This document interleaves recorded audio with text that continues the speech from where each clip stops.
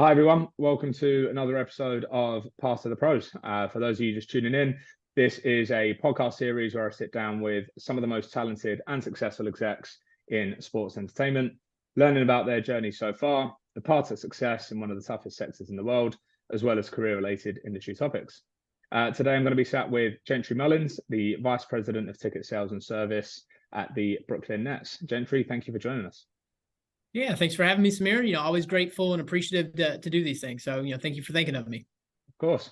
Jentry, question I always like to get these things kicked off with. Would love for you to take us back to the start. How did you, first get into sports and how did you break into your career? Yeah. So originally from Virginia, right on the Kentucky border. It's really like coal country back there. So, three stoplight, county, like you'll hear my Southern twang kind of pop out every now and then. But went to a really small school, a little sister school of UVA called UVA Wise, about 2,000 people. My concentration in sports management had us do, an internship. And, whereas a lot of, my classmates were kind of like, how do I just get this summer internship over as quickly as possible? I was like, well, if I want to work in sports, like I probably need to get a pretty decent internship to do it. Right. And so, came across Teamwork Online one day, applied to, I think, over 160 jobs. Wow. And I got one response back. No way. Yeah. And so, it was for a group sales internship with the Buccaneers. And, candidly, I didn't even know what sales in sports was like existed. Like, why do you need to sell people to go to games? Like, don't people go? Like, the stadiums fill themselves, right? And so, with that, the best sell I'll ever make till, probably my dying days, Samir, was, really like selling my way into that internship because I honestly had no business getting that internship. I was about as raw as someone could be. But, was lucky enough to impress them, to convince them to bring me on board. And you know how those internship days are, you showed up early, you stayed late, you made a good impression. And then, was asked to come back after, my senior year and, started out as an account executive with the Bucks, and really sold for about, 2.5 years there, going into a premium sales role. That was kind of my beginning to my career in sports. Nice. Good stuff. Always hear that similar story, if I'm honest with you, Gentry, of people always want to break into sports. It's such a hot industry to try and get into. And the return rate that you get from the applications that you put in is always so low, but it's also equally important to make sure that you really capitalize on that one opportunity that you do get. And, it sounds like you did exactly that. And I guess from the internship then, so moved over to the Buccaneers full time. And how was that kind of first, taste and flavor of working in sports in a full time capacity? Yeah, it was so awesome. For me, it was like one of the, really the first times in my life that I felt like I was just surrounded by all these just like driven and, competitive individuals that were really striving for all the same things in life. And, when you get to surround yourself with people like that, it's just like, it's so invigorating to you, right? Like you just can't wait to attack the day. And, you're around like-minded people too. So like, the people that I was working alongside every day were also the people that I was going out with after work, but I just loved the energy around sales. It was, and I still feel this way, but every day you walk into an arena or facility and, you're on Sports Center or you're, passing a professional athlete. Like, it's just like, how many people get to do that? And, for us to get to do that on a daily basis is something that I try not to take for granted. But it was so awesome. It lived up to everything. And, I always said, like, if I never got anything more than that email from the Buccaneers, like I would have just been excited, just being the huge NFL fan that I was. But it was awesome. Nice. Glad to hear it. And I mean, considering you've only been in the industry for around 10 years now? Getting close to my decade mark. Nice. Tampa Bay Buccaneers, Phoenix Suns, Cleveland Cavs, and now obviously at BSE. Pretty strong background so far for someone less than a decade into the industry. Is that something that you, consciously, made an effort to really diversify your experience and working with, big names in the sports industry, or was it a case of early success, one opportunity led you to another, perhaps a blend of both? Would love to get your take there. Yeah, it's a great question, Samir. For me, it's never really been about the logos themselves. It's been more about like the people and the opportunities that those were presented with, and was it an opportunity that I was really going to get to learn from? Was it an opportunity where I could make a lot of impact? And was it working for people who I thought were really going to push me, to challenge me, to be the best version of myself? And, when you do get to work for so many people like that and so many opportunities and so many different marketplaces, like all of a sudden, like those experiences, that knowledge really starts to compound and you get a pull on those things all the time. Yeah. Right. And so it's kind of funny now because now I'll get to see things like it's almost like deja vu, like, with certain experiences that I've had, I just get a call on them now. And it's almost like getting to see the forest through the trees almost in a sense, when I have maybe other leaders that are seeing something for the first time. So that's been really cool, about that. But, I was really, the best piece of advice I've ever been given, it was from a mentor. And he said that, if you really, looked at the first 10 years of your career as an investment, that by the end of that decade, you'd really be able to get to determine what you wanted to do for the rest of your career. If you made those hard choices, that would lead to that easier life later on. And so, that's kind of how, that's kind of my approach to how I've took new opportunities or looked at other opportunities. Love it. Love it. And I've heard so many stories, I guess, over the conversations with people that I've met with over the years in the industry. So many cool, amazing, fun stories, some wholesome moments, people with family moments and things like that. What would you say was I guess your biggest, pinch me moment, the first time where you were like, wow, you kind of take a step back, deep breath, look around, and you're just thinking, I work in probably the coolest industry in the world. Did that ever really happen, or is it an ongoing thing? Would love to learn a bit more about your perspective there. Yeah, I feel like that I get that for like every opening night or like, the kickoff, to a new year. And, I try to take that moment right before tip off, take in the anthem, take in the new like intro video to the team.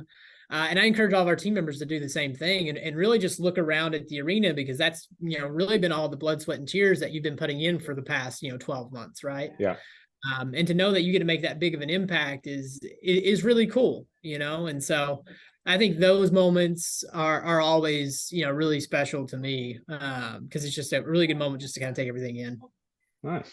And I guess for those listening, how Jentry and I got connected.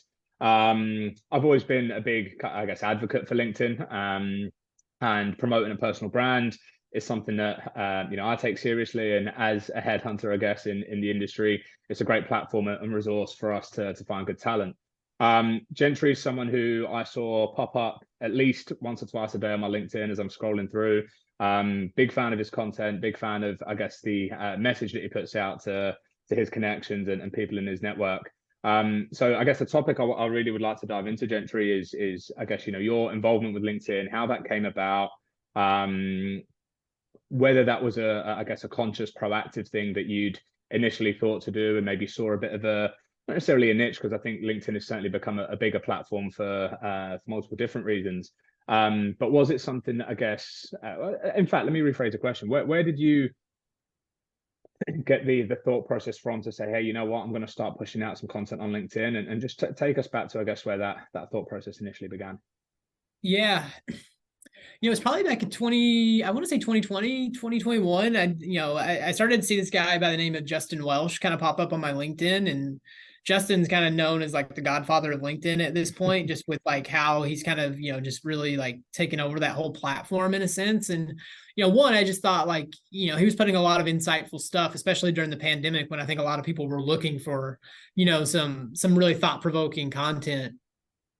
And then obviously that started to, I think compound, and all of a sudden I started to see a lot of other industries really taking hold to putting out regular, consistent content that was more like educational rather than, just like what you're seeing on an Instagram or, on, formerly Twitter, et cetera. Right. And so, I really, as I looked at it, I said, okay, and I do this in my normal job, with BSEs, like, what are the other industries doing that can translate into our current roles, right? And like that's where we're going to get a lot of best practices, in my opinion.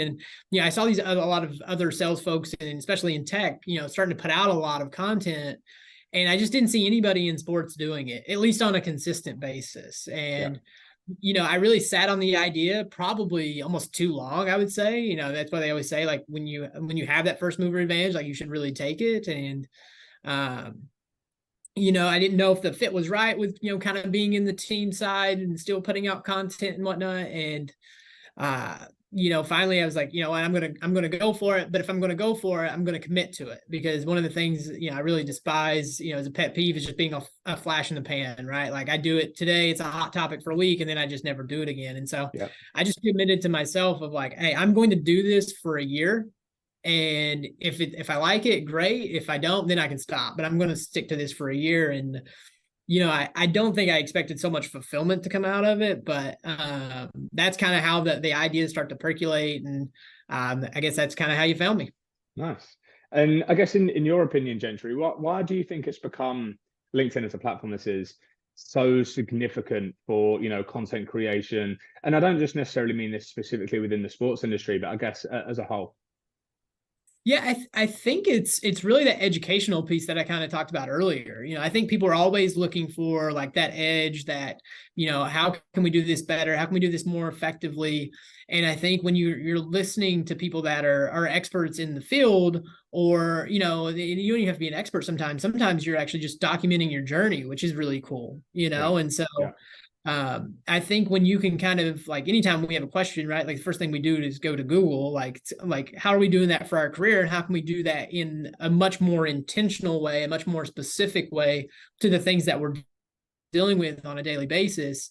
And that's kind of how I write my content, is like, what would 21-year-old Gentry want to know as he's trying to get a job in sports? What does 23-year-old Gentry want to know about becoming an inside sales manager, right? Yeah. And that makes it a lot easier for me to write, because I know somebody wants the knowledge that I've hopefully acquired, and like, how can I pass that on, to the next person? I guess you just kind of touched on my next question there around effective strategies for planning and organizing LinkedIn content, because I can hold my hands up. I've been there hundreds if not thousands of times where I get the reminder to get a post up on LinkedIn. I sit there, I've not really thought about it too much, I've not got the idea, and I maybe spend 15-20 minutes just thinking about what to put together. And realistically, the kind of planning and thought process going into it beforehand would really help save me some time and I'm sure a lot of other people as well. So outside of, I guess, looking back at your younger self and thinking, what would you want to hear? Are there any other effective strategies that you kind of put in place for some of the planning and organizing of that content? Yeah, I think that's probably the hardest part about content, Samir, in my opinion, is I think a lot of people don't realize how much work, it takes to do it. And it's really almost a full-time job in itself. Yeah.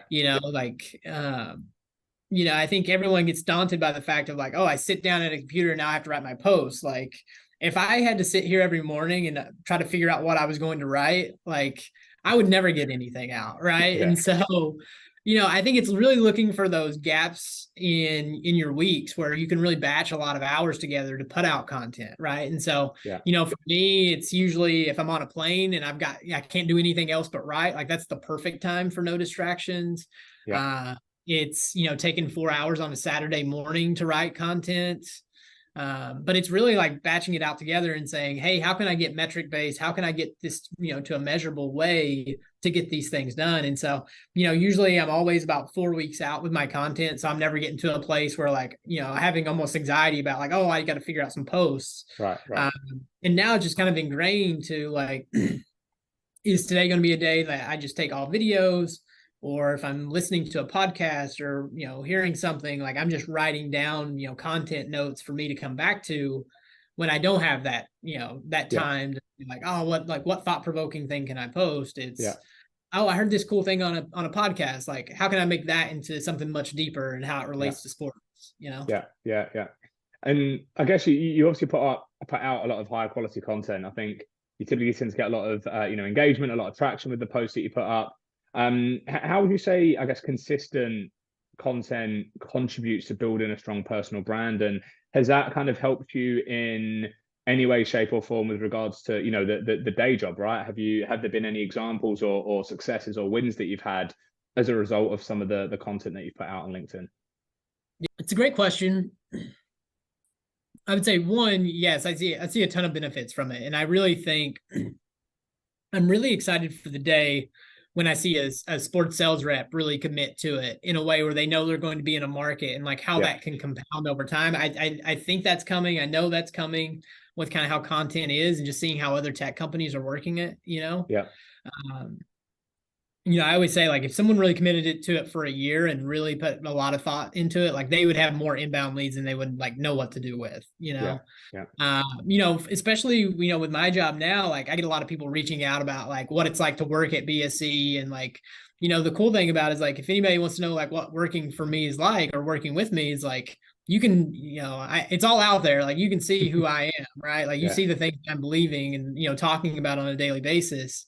Um, so I think that's been the cool thing is like it's really helped us a lot from the recruiting front is like, if we're Yeah. going to a recruiting event, like I get like sometimes like, oh, you're the LinkedIn guy, or, like I've been following you and this has helped. So Yeah. I would say that's been kind of the biggest wins I've gotten from it.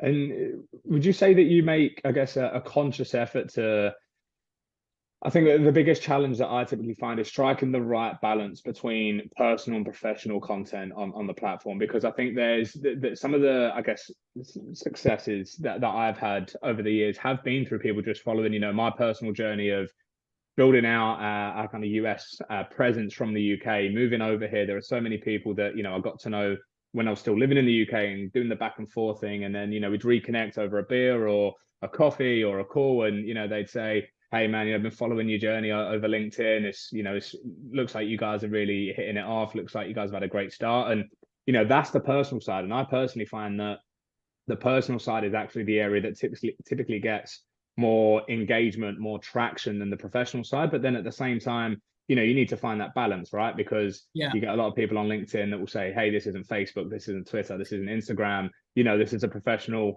social media platform, which, technically it is. So trying to find that balance, I guess, is one of the challenges I have. Would love to get your take on that. Yeah, and that's really good insight because I would agree. I do think that anytime like I'm referencing something about me personally, I feel like the engagement definitely gets a little bit higher. Yeah. So it's cool to hear that you kind of acknowledge the same thing. Yeah, I definitely am very conscious about how that's what I'm putting out there. One, I don't really want my personal life out there. Like I just don't want to answer it, candidly. So that's a big part of the reason.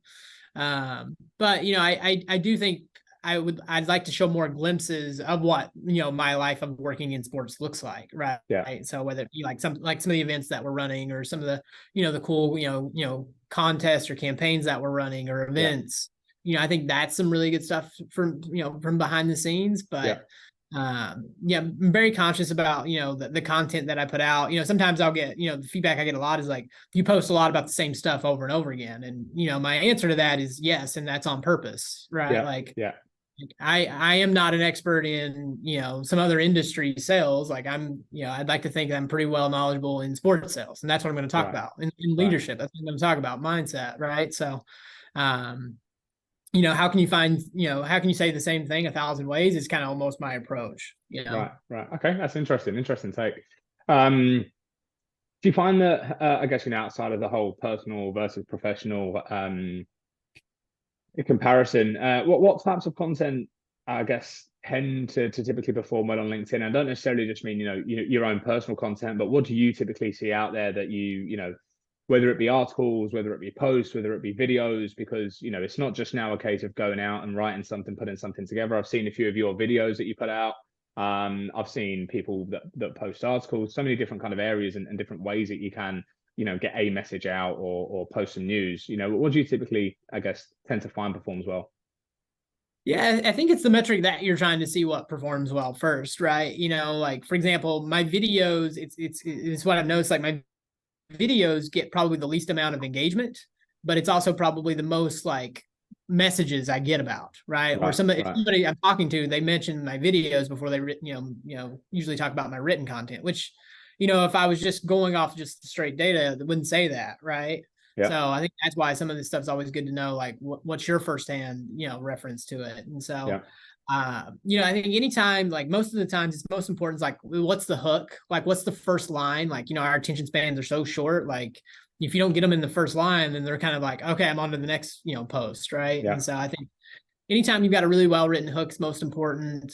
I think if you can kind of make the post like really nice to look at, almost in a sense, like that visibility really plays a big part. Well. Yeah. I think those are important. Anytime I throw numbers into things, as far as like from a stats perspective, that usually, catches a lot of people's attentions. But, I think obviously LinkedIn's algorithm kind of changes regularly, like all the other platforms. So like Yeah, if you're doing video today, it may be pictures next month, and it'll come back to written at some point, right? And yeah, so I think yeah, that's why you've got to continue to differentiate your outreach so that yeah, you're hitting multiple people, because multiple people consume in different ways, right? So yeah. There's one thing that you touched on, LinkedIn algorithms, which is something I did want to bring up. There's one thing I've noticed about your content as well, Gentry, is that you're quite strict with the timing of what you post out, right? There's, yeah, I think two posts a day that you put out, yeah. one in the morning, one in the afternoon. It's obviously seems as though that's obviously a conscious effort that you're making to make that happen. I guess for those listening that are also thinking about, how do we kind of get around the algorithm and almost try and find some sort of cheat code as to how we can beat it, I guess. Are there any kind of strategies, outside of planned content, outside of timed content that, people can be using or thinking about to increase their content's reach, in your opinion?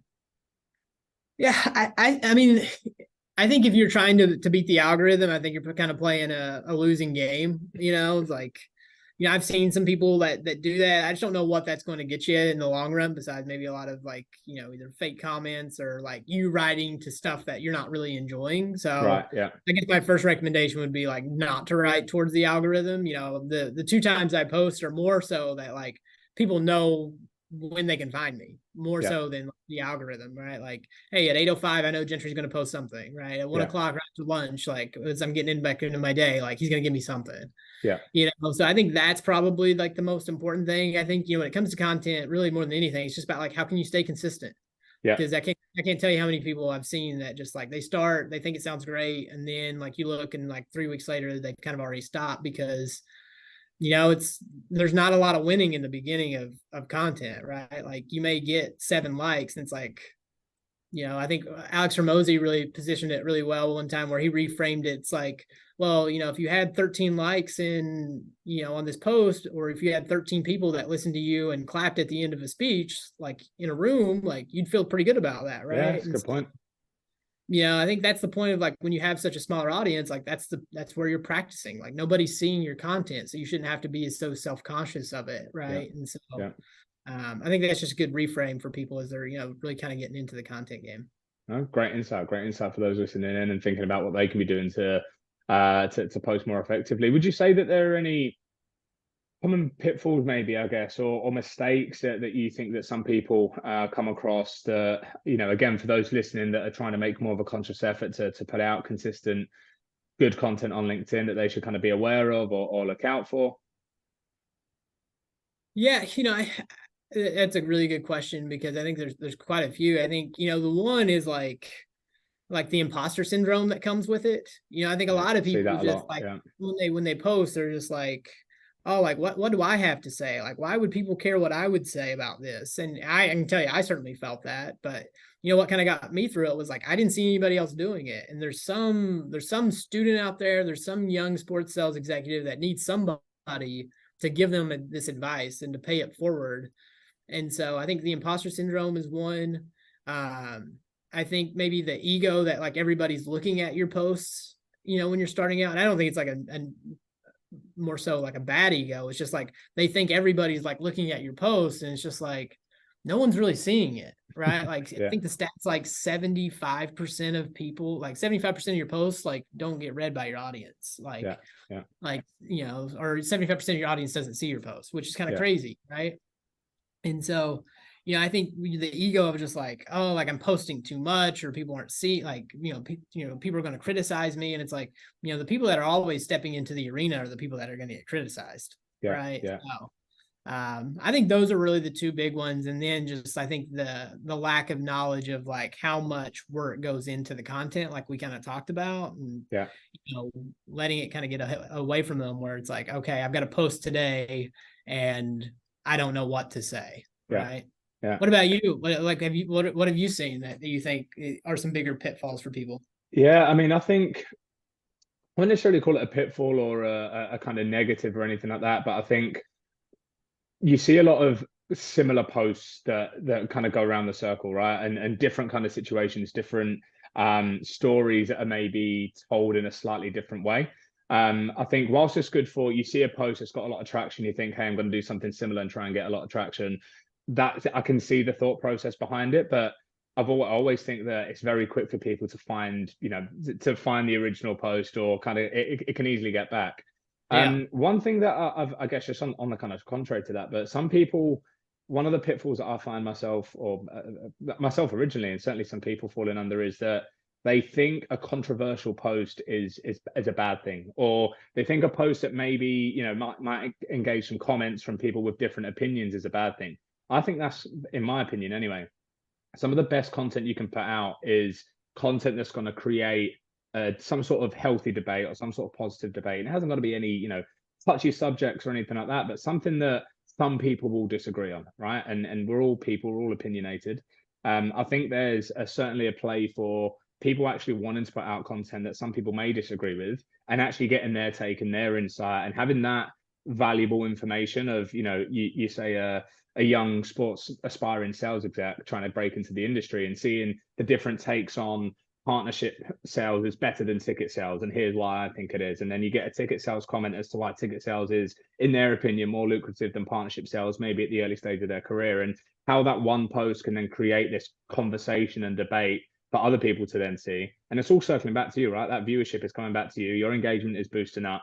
So I think that's my take anyway, is for people not to be afraid of putting out certain posts that may get a few people to raise their eyebrows or disagree, because it'll actually put your content out to a much further audience, if that makes sense.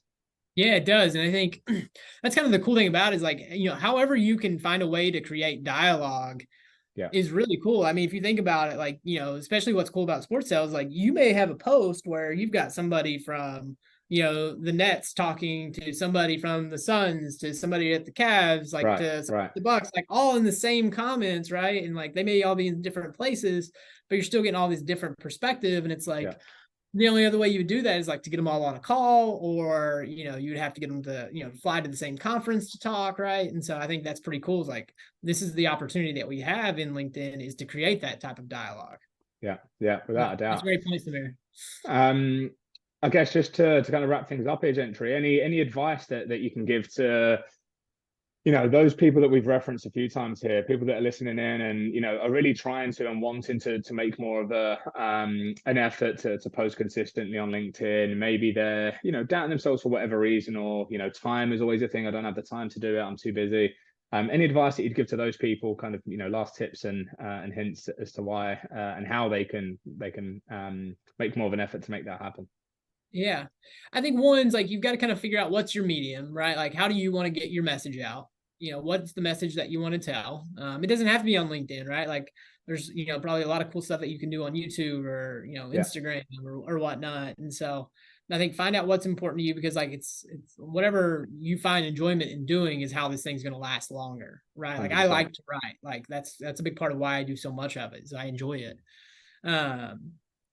I think being consistent is really the biggest thing, like not only in content, but just in life, right? So commit to yourself. Like if you're going to do it, stick to it for, at least, a quarter, 6 months to a year. I think that's, stay with it long enough to, kind of see the fruits of the labor that you're going to put into this thing. And then, just take the pressure off yourself. Like it's just, you don't have to be perfect. You're not going to be perfect. Like with anything in life, like when you start something new, you've got to kind of swallow your pride a little bit to say, hey, I'm going to be a beginner at something, and I'm going to go on this journey and kind of see where it takes me. And I think if you do those things, and you take in the good content, like you're really genuine about the message that you want to put out, I think you're going to be surprised at like some of the the responses that you get back. And at the end of the day, maybe it's just one of those things where like, you can at least say to yourself, hey, I did it, I stuck with it. So that would be kind of, my, I think my 3 pieces of advice for somebody that's wanting to start, on content. Yeah, I'm sure a lot of people will take the positives from that, man. And look, from our perspective, Gentry, it's been great having you on the platform, having you on the podcast. I'm hoping and confident that a lot of people will take some advice and can go away and implement this straight away. For those of you that are listening and want to follow Jentry, please do so. Connect with him on LinkedIn. He'll be tagged in this post, and I'm sure he's more than welcome to answer any questions or help anyone out if they've got additional questions to follow through with. So again, thank you, Jentry. Yeah, I appreciate it, Samir. Like I said, you guys do great work. So I really appreciate, you thinking of me, having me, great conversation. And yeah, for the audience, like if anybody ever wants to connect with me, obviously LinkedIn is probably the best way to do it. And then I try to take as many calls, as many, messages as I can. So, feel free to send them my way. But, like I said, thanks again for the time today. Been a pleasure.